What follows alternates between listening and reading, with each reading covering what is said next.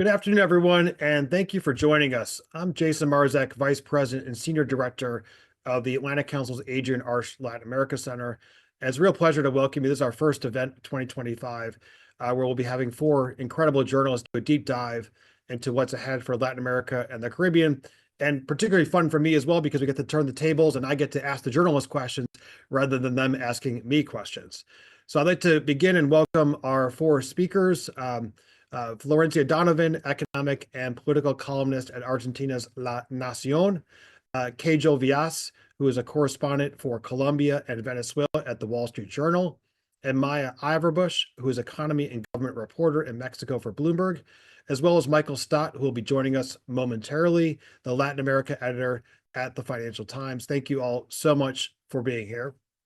Now, setting the context a little bit before we jump into our discussion, 2025 is shaping up to be quite a pivotal year for Latin America and the Caribbean. The inauguration of a new administration in the United States in just 10 days.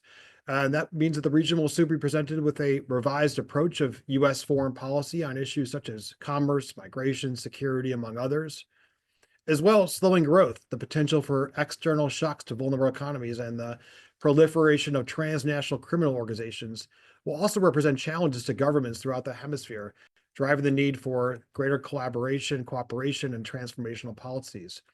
Of course, like any year, we'll see a number of general elections this year, from Chile, Ecuador to Guyana, Honduras, Jamaica, Suriname, midterm elections in Argentina. We'll talk about all that today and what does that mean for the region. And of course, today is January 10th. Just recently, Nicolas Maduro was sworn in for a new illegitimate term based on stolen elections on July 28th, when the Venezuelan people voted overwhelmingly for opposition candidate Edmundo Gonzalez. This occurs just one day after reports that opposition leader Maria Corina Machado, who is at this time will be addressing the nation, have been detained and harassed by regime-linked forces in Caracas after being released. I also had the opportunity to speak with President-elect Gonzalez during his visit to Washington this week. And as I told him then, we at the Atlantic Council stand with the will of Venezuelan voters and will continue to work for a democratic transition of the country. At the Atlantic Council, we work every day with our partners and stakeholders on the ground to analyze these very themes, focusing on the pressing political, economic, and social issues that will define the region's trajectory. This is exactly why just a few days ago in late December, we launched our 10 predictions to shape the year ahead for Latin America and the Caribbean in 2025, for which you can find the link of that in the description of that in our Atlantic Council website, atlanticcouncil.org. As well, today, time permitting, we'll hold questions from all of you joining us. Either I'll bring that into the conversation as we're talking, or if the questions go on different topics, bring that in the latter part of our conversation. So if you have a question to submit, please go ahead and do so at any point during our conversation using the link askac.org. Kejo, I want to start off with you. Since today is inauguration day in Venezuela, Edmundo Gonzalez has promised to return to Venezuela as president-elect. Nicolas Maduro has now asserted a new illegitimate term in power based on stolen elections. So, Kejo, what does this mean for the opposition? What does this mean for prospects for democratic change? And can we expect additional mobilization? What additional actions might you expect from the opposition to continue to raise the cost on Maduro for staying in power? Thanks so much, Jason, and thanks to the team for the opportunity.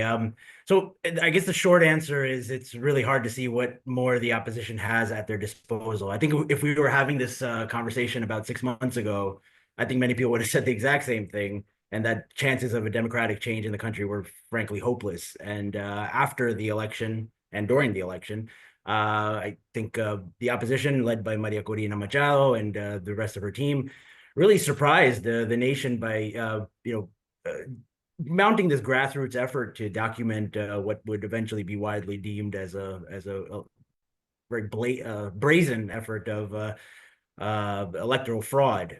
Certainly, that excited many Venezuelans and did reinvigorate hopes in the democratic forces. And it also helped, kind of solidify in many ways, kind of put the nail in the coffin for Maduro, in the sense that it barred him, or almost kind of guaranteed us that most of the world's governments were not going to deem him as legitimate. Now, that kind of takes us, you kind of hit a wall at a certain point. Yeah. In many ways, what Maduro's done, he's closed the door to any kind of peaceful or democratic change in government in the country.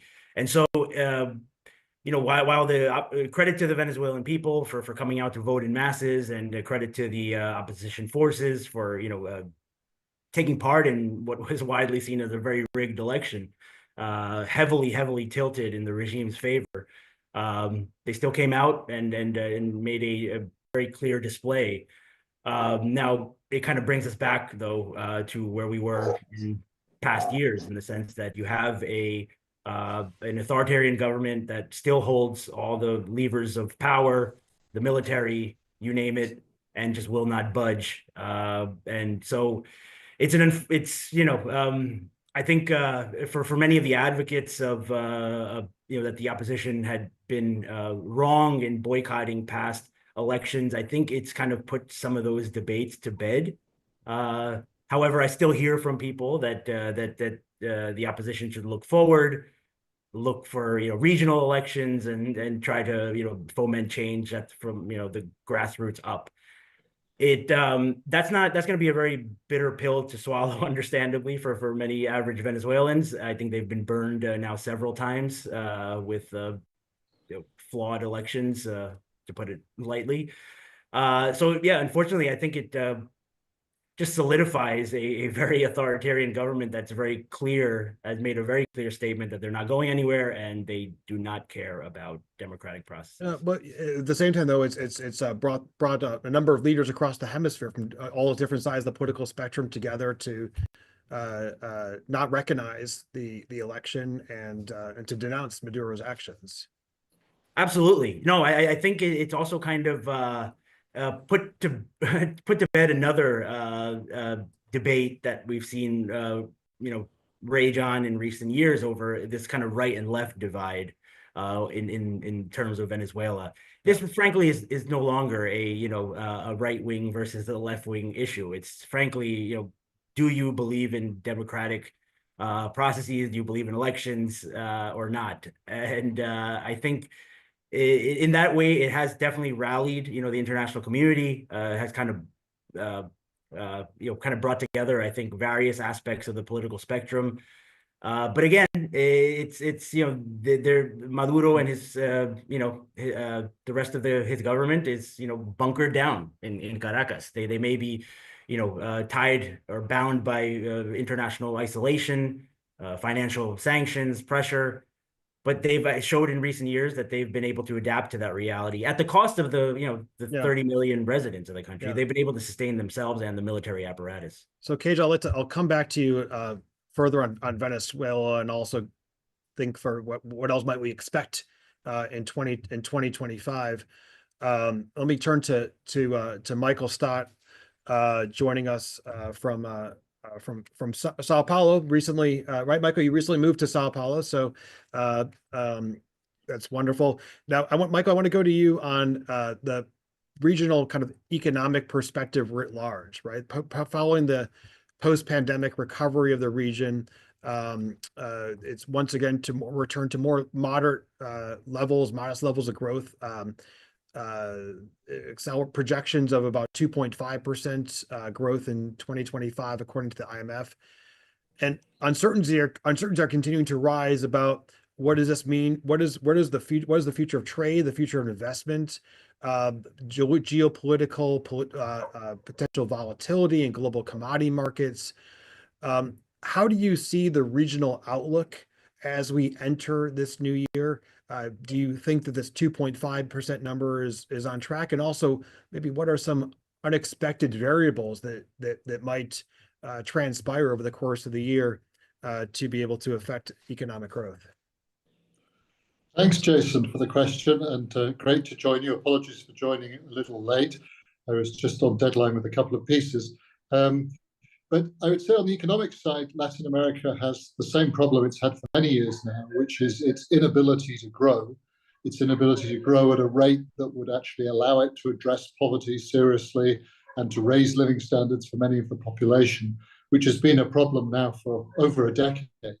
That problem, I think, is more acute than ever this year because of the uncertainties, which can largely be summed up in one word: Trump. And that's particularly true for Mexico, where the trade relationship is enormously important for Mexico. Vast majority of its exports go to the US, and Mexico faces enormous uncertainty over what Donald Trump may or may not do when he's sworn in as president. He said that he will impose tariffs on Mexico day one. We'll have to see if he does that or not. But Mexico, either way, is going to experience extraordinary pressure from the Trump administration. In the case of Brazil, the biggest economy in the region, I think the exposure to Trump and Trump policy is much less because the trading relationship is less important. But Brazil could still suffer from higher interest rates in the US if we went in that direction. What the Fed does may end up impacting quite strongly on Brazil and other countries in the region. A stronger dollar obviously makes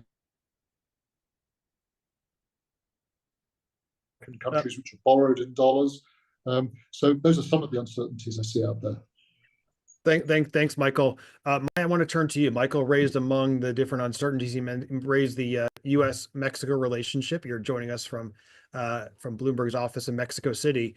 So looking further into 2025, thinking of the relationship under the, especially under the new administration in the United States, there will be a number of issues that will continue to be front and center. The president-elect has already spoken quite a bit about Mexico since his election. Considering some of the rising tensions around tariffs, questions on USMCA, we have of course, the upcoming review of USMCA.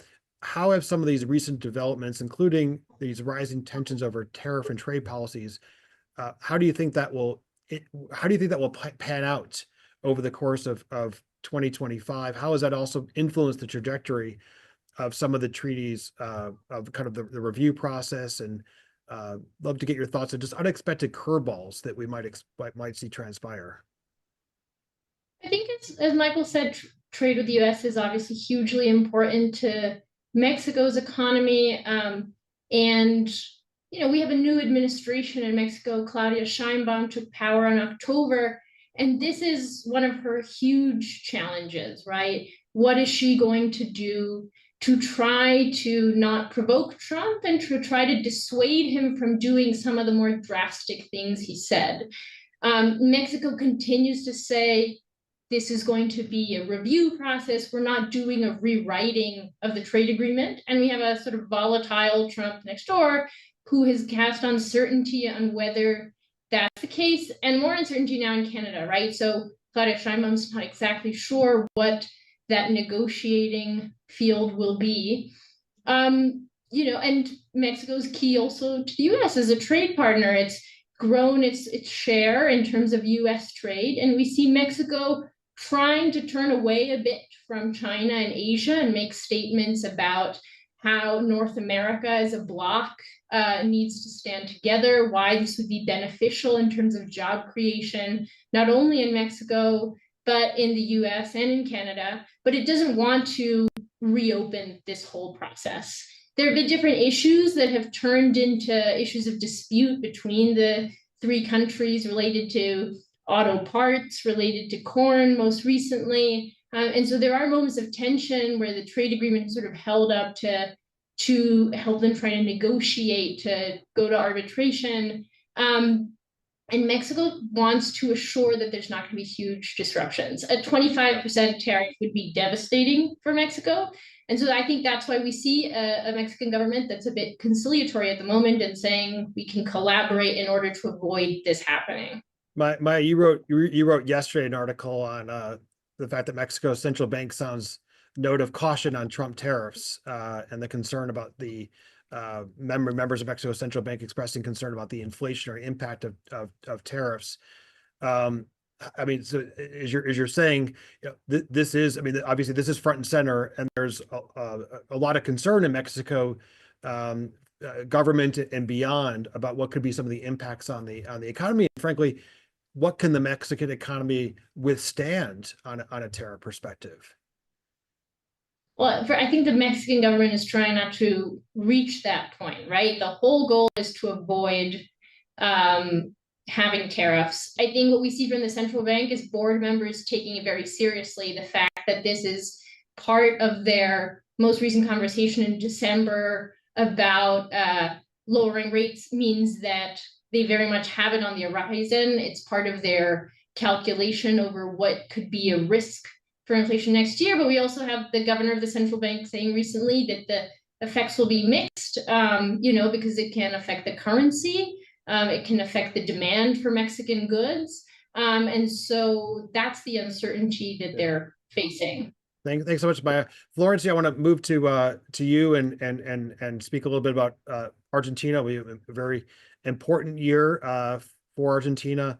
We of course have midterm elections coming up, but also, as I've written with my colleague Ignacio, all the strides that President Milei has made economically. What do you see insofar as the ability to be able to continue for President Milei, for his administration, to continue to be able to deliver growth while continuing to fight inflation in the country, which is a real, it's a continued kind of challenge. And how do you see that playing out, especially with regard to electoral scenarios leading up to the October election and the midterm election? Thank you, Jason. As Restis, it's a pleasure for me being in this panel today. Answering your question, there's just, if we look at public opinion polls, after a year in office, we see Milei as popular or even more popular than he was when he won the election in 2023. That said, there's also, all opinion polls are showing increasing optimism amongst the Argentine population. That is showing that Argentines are starting to believe in Milei and in his results. And he's very well positioned towards this year's election. I would say Argentina is always open to giving surprises, but odds on this case are on his behalf. And let me give you reasons why I think so. First of all, besides the economics, this government proved to be, in his first year, a very strong political government. We were expecting someone weak. It was a new government, a new party, an outsider being the leader of this new faction. And we ended up having a very strong political government. So there is a political argument that favors Milei. And at the same time, we have an opposition that's completely lost before Javier Milei. Pro Mauricio Macri's party has trouble identifying and differentiating itself from La Libertad Avanza. The Peronist party didn't have enough time yet to rebuild itself after one of the worst government experiences in years, which was Alberto Fernandez. Nor it was able yet to refresh its faces. We are still having Cristina Kirchner and Axel Kicillof as major contenders in the Peronist parties, whereas the Unión Cívica Radical, which is the other third traditional party, is completely fragmented. Only in the lower house, we have the Unión Cívica Radical divided in 5 groups, many of them also going nearer Milei. Whereas at the same time, as I said before, Milei managed to build a very strong political government. And at the same time, they build a very good story. Their narrative is very good. The La Libertad Avanza's narrative is as good as the Kirchners were with their own narrative. It is very easy for people to relate with what Milei is proposing. Economic stability, chainsaw, his famous chainsaw on spending. And in regards to the economy, Milei delivered in his first year in government much more than people expected. He managed to bring down inflation from a monthly 25% rate to 2.5, 2.7 a month rate. And this is something very palpable for Argentines. You go to the supermarket, and as an Argentine, you can relate to this. You can say, well, there's something, a good result here, and there's something that people can see. And at the same time, the economy is starting to picking up. Employment is recovering in the last quarter, and private credit is booming. Argentina didn't have, for instance,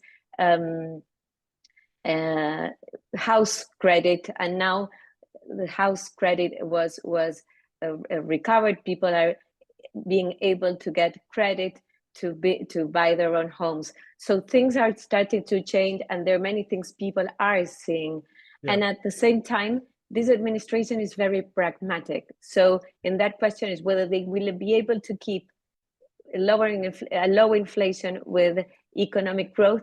I think that in this electoral year, they go and try to navigate in between both of them, no? Yeah. Making the further adjustments in the first quarter, then to be able to get to the election with growth and not that inflation so high. Thanks, Florence. And Michael, you also had a piece last month on, I think it was titled, "Has Javier Milei Proved His Critics Wrong?" Yes, that's right, Jason. I mean, I think, the results have certainly been better than expected this year, as Florencia was saying. But, Milei is not out of the woods by a long way. And we've got to remember he still has exchange controls. Inflation is still running at around 2% a month, which is astonishingly high by global standards.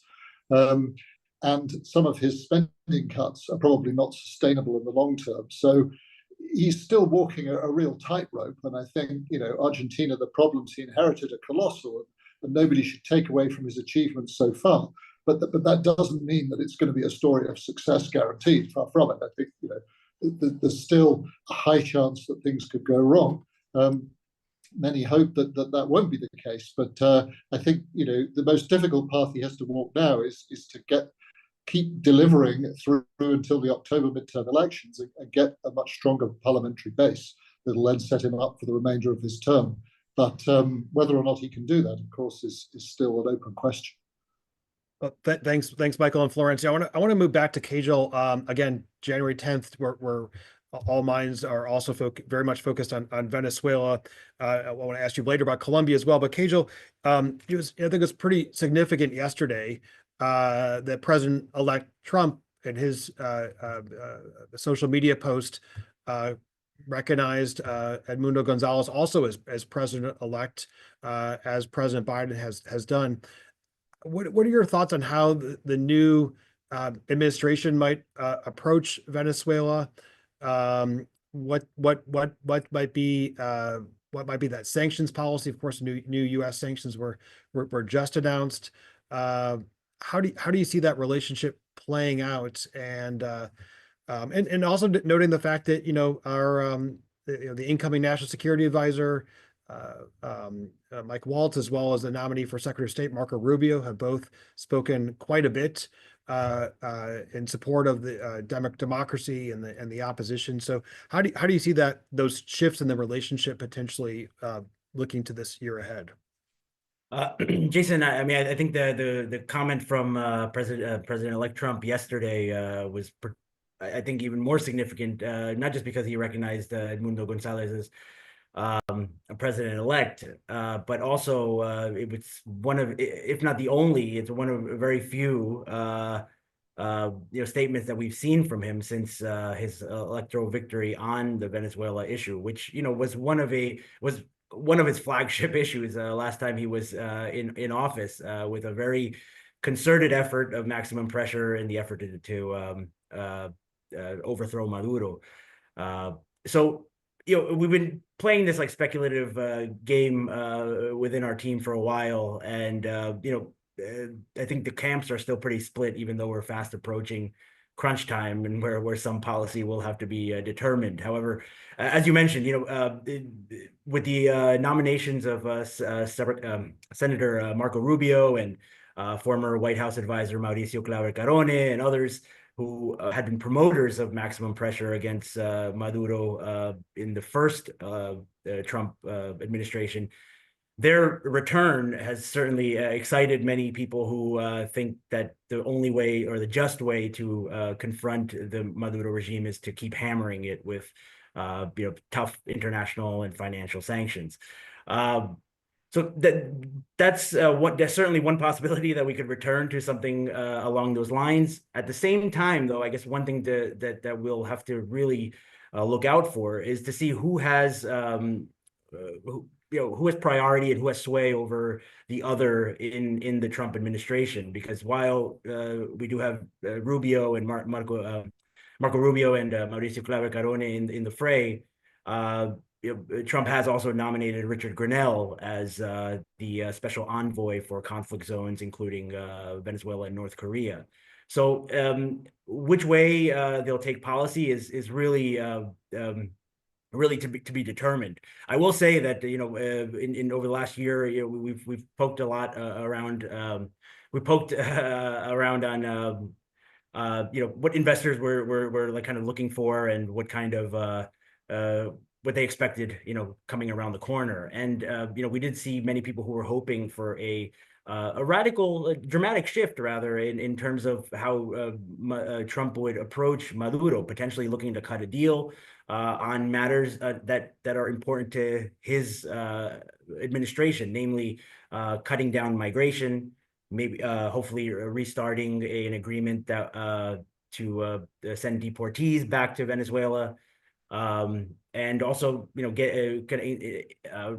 getting American companies back into Venezuela's very large oil patch, oil assets that have been increasingly moving towards China, Russia, and other U.S. adversaries in recent years. So there seemed to be space for a different approach on Venezuela, but I guess with Trump recognizing Gonzalez as president-elect, that certainly throws a wrench into whatever hopes Maduro had into buddying with Trump. Yeah, excellent points. And as you mentioned as well, President-elect Trump comes into office with reducing or stopping migration from coming to the U.S. southern border, and so that's going to be an overlay with throughout his policy. Michael, I see your hand. Please jump on in, Michael. Yeah, thank you, Jason.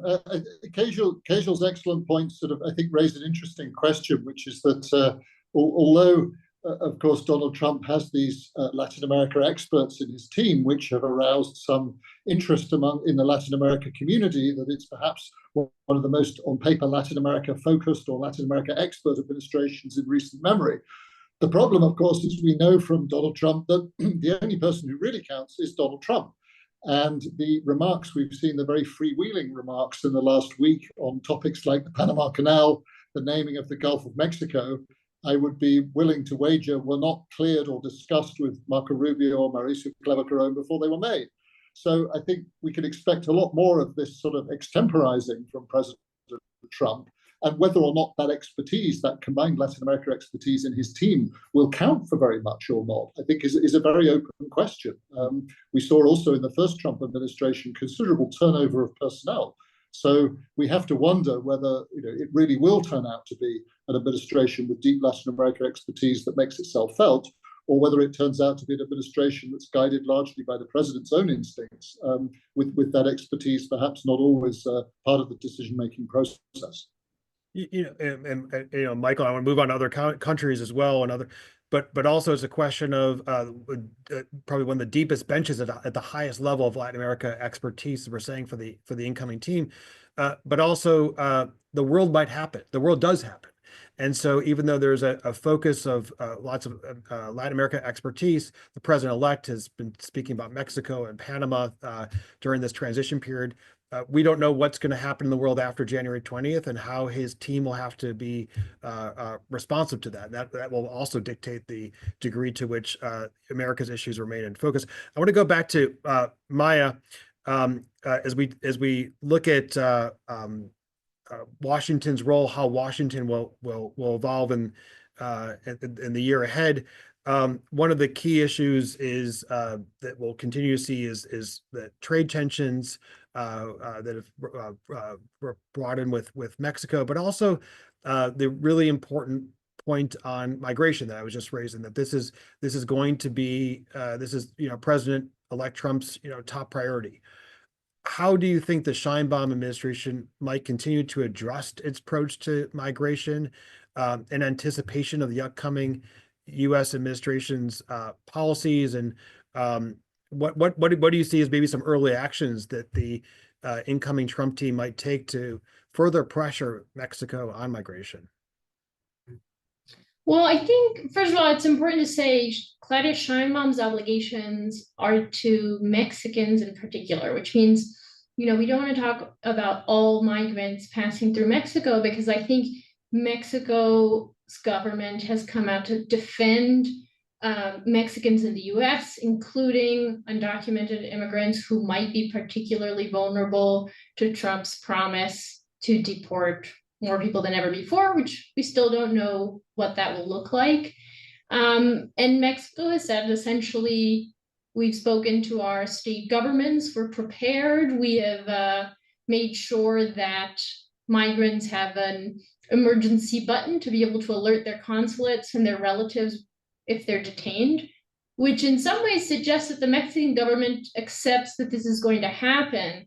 The question is at what scale? I think what the other part is Mexico, as in years past, going to turn into a place where the US tries to put Venezuelans and Haitians and Cubans and tries to saddle Mexico with the responsibility of taking on migrants from other countries, which is something that Mexico has done to a limited degree. In the pandemic under Title 42, there are obviously many expulsions, but the migration rate was lower. And so Mexico doesn't want to turn into, the backyard of the US in which Trump is just going to send whoever he wants. And that's, I think, where we'll see also more negotiations.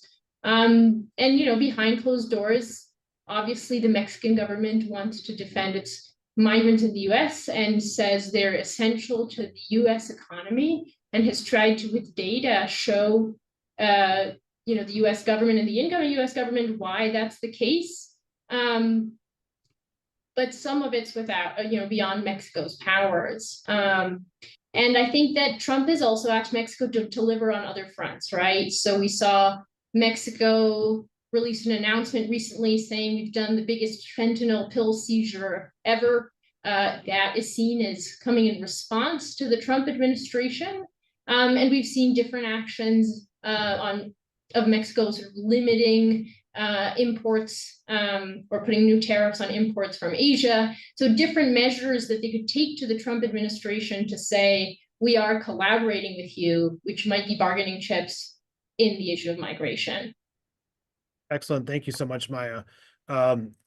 Is there just a quick, is there something, an unexpected irritant in the relationship that we haven't discussed that you think that our audience should keep their eyes on for 2025?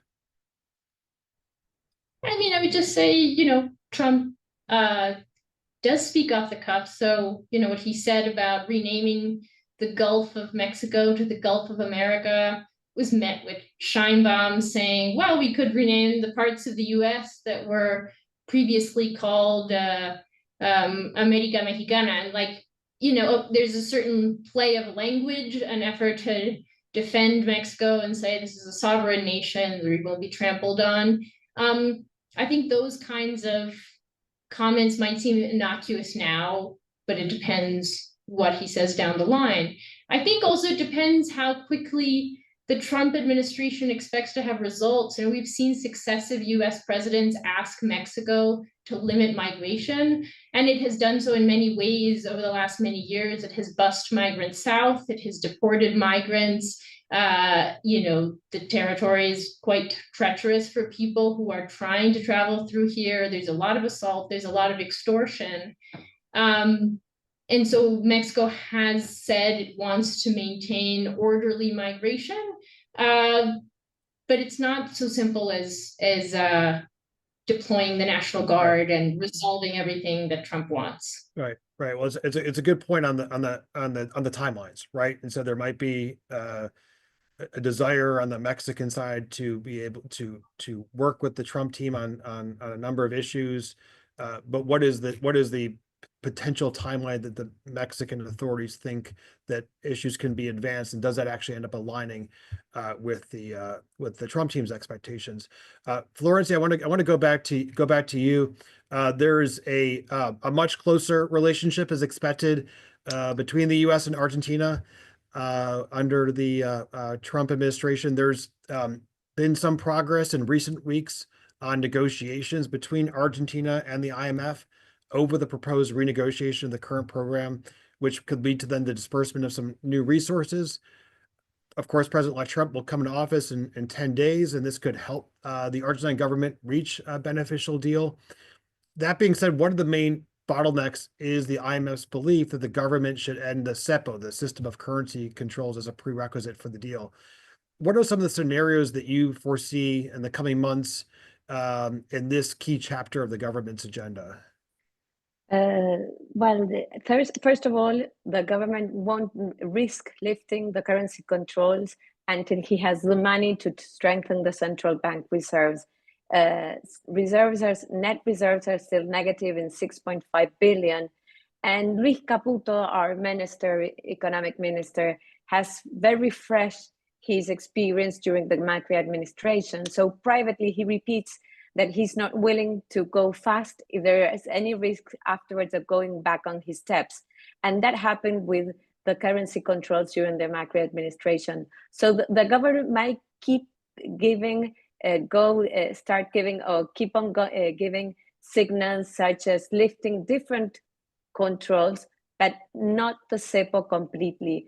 At the same time, if the inflation keeps coming down, the government is expecting to eliminate completely this currency peg we have that is the government for the moment makes the peso not only depreciates the peso 2% per month. Well, his idea is afterwards to go to a 1% currency peg and then eliminate it. So we maybe see the government giving signals, but not eliminating completely the CEPO unless it gets money from the IMF or from private creditors. I don't think there'd be such a big loan from private banks. And the main bet is looking for an agreement with the IMF. At this moment, they're talking about just a short-term or a smaller agreement program, but then with a lot more money up front that would help the government on this task. Thanks, Florency. I want to go to Kejal for a question on Colombia as we continue our regional tour. We have about 5 minutes, so I'm going to ask Kejal about Colombia, and then a quick 30-second at the end for all of you on what you might expect to be, what's the unexpected issue in 2025 that we have yet to discuss that we should keep on our radar screen, or perhaps what's going to be your Pulitzer Prize story for 2025. So there's a quick lightning round at the end, but Kejal, we have to talk about Colombia. We saw significant pressure on Colombia to ramp up coca eradication efforts during President-elect's first term. Petro has deprioritized coca eradication. Coca cultivation is skyrocketing. How do you see this friction with the U.S., especially around coca cultivation, playing out in the year ahead?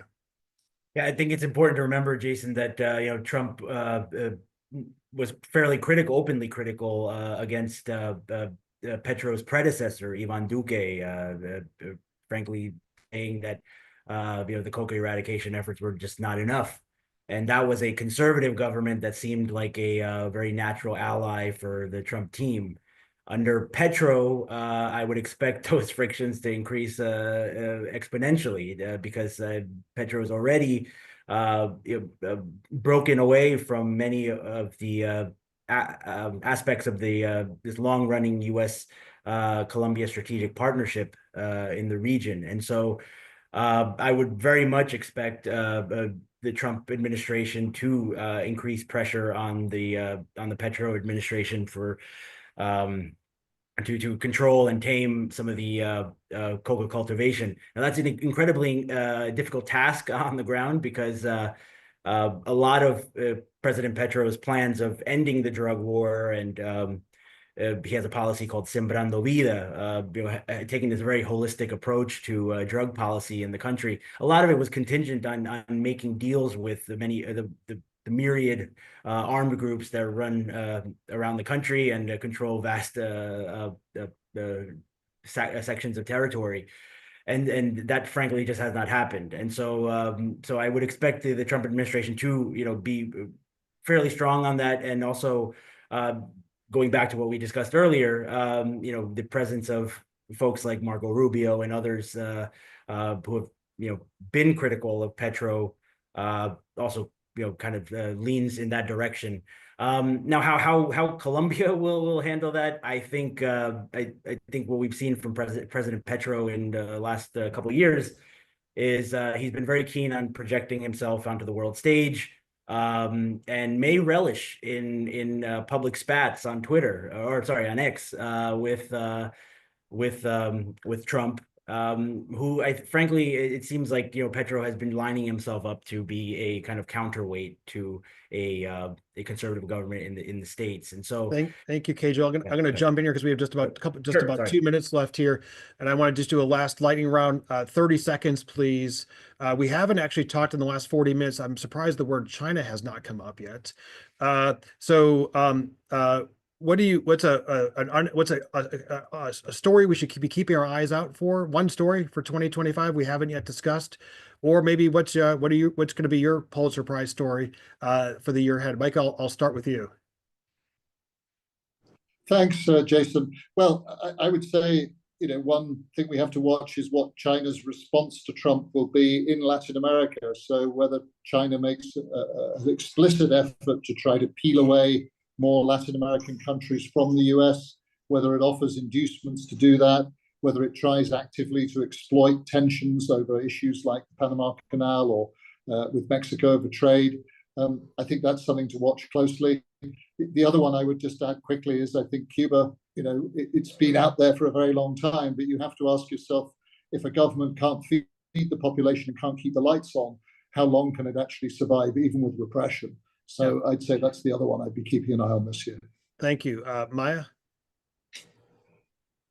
I think that Mexico has a forecast of lower growth this year, and there's a question of what can the country do domestically to grow. Some of that has to do with energy and pipelines and development to build up the South, but it also has to do with how, in the face of things like a potential 25% tariff, can you still incentivize companies to move here?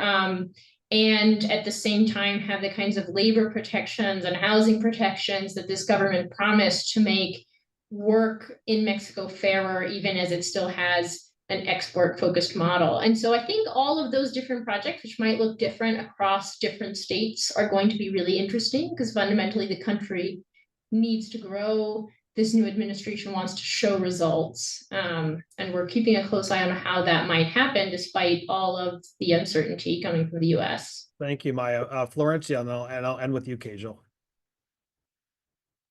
Thank you. Yes, I think that in this new experiment that's Milei's government, we are expecting or wanting to see whether his reforms are fast enough so that people suffering from this new economic scenario are able to reinvent themselves. People have fresh the memory of La Convertibilidad during the 90s, where unemployment was very high and many industrial jobs were lost.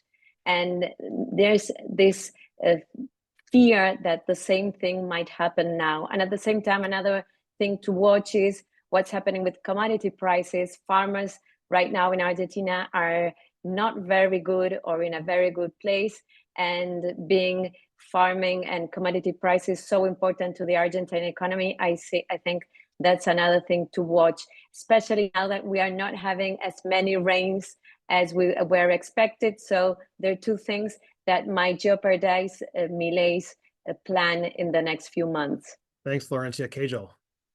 Not sure if it's going to be my Pulitzer Prize winner, but I think something really interesting to keep an eye on is the elections in Guyana later this year. It's a really fascinating kind of kind of test case for what kind of tangible economic and social benefits extractive industries can produce for a very small country when a massive player like Exxon shows up. Ahead of the election, I would expect the current government to showcase many of the benefits that they say that they've brought to the country. And so I think that will be a very interesting kind of a trial run. Excellent. Well, thanks so much. I think there's a lot more to talk about. There's a lot more going on in the region. We just scratched the surface in 45 minutes, but I think this gives our audience a good overview of some of the things that are expected, or some of the things that might be unexpected as we head into 2025. And you can count on the Atlantic Council as continuing to be at the forefront of providing insight, analysis, understanding of how things will be shaped, and also from our perspective, helping to shape policy. So I want to go ahead again and thank our four incredible speakers. The Financial Times' Michael Stott, Wall Street Journal's Kejel Vyas, La Nacion's Florencia Donovan, and Bloomberg's Maya Avermach. Thank you all so much. Appreciate your time and have a great rest of the day. Thank you, Jason. Thank you. Thank you. Thank you.